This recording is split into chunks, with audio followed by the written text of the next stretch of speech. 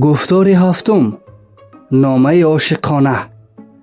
شخص نامه به محبوبه خیش بنوشت و هرچند شکسته طبع و کندفهم بود، بسیار میخواست که این نامه مؤثر باشد و هدفگیر. از این رو آن را تکرار به تکرار تحریر کرد و نهایت به یک دوست نزدیکش بخواند و مصلحت بهر تکمیلش بپرسید.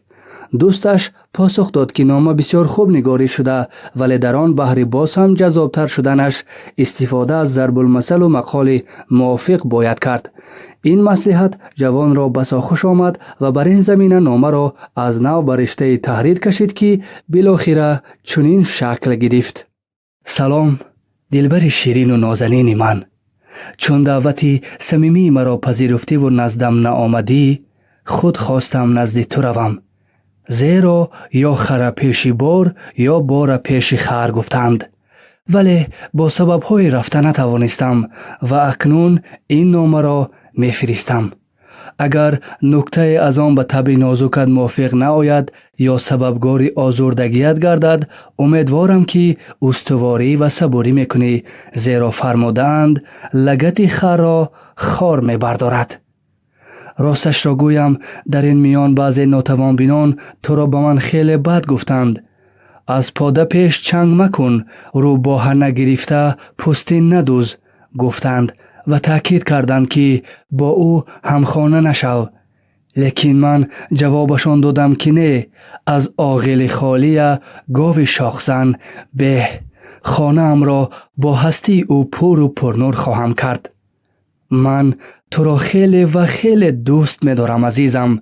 تکلیف مرا لطفاً قبول نما و با من همخانه شو. این برای تو هم خوب خواهد بود، زیرا مردم بیهوده نفرمودند که قورباغه شو دارد آبرو دارد. حکمت است عالی جناب که شتر کلان یغیرش هم کلان. من میدانم که تو از آشیانه بلندی و خراجات کلان میخواهی، اما من به همه‌اش آماده ام. بدان که خانه گرگ به استخوان نیست عزیزم.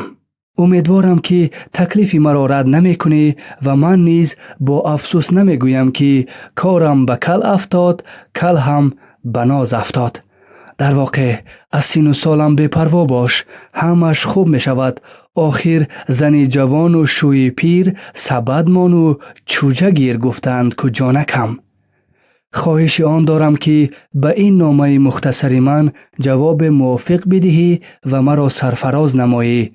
با همین امید نامه ام را خاتمه می بخشم و الحال از خیرسموی گویان با یک بوسه هوایی از تو قناعت می کنم. سلامت باش عزیزم.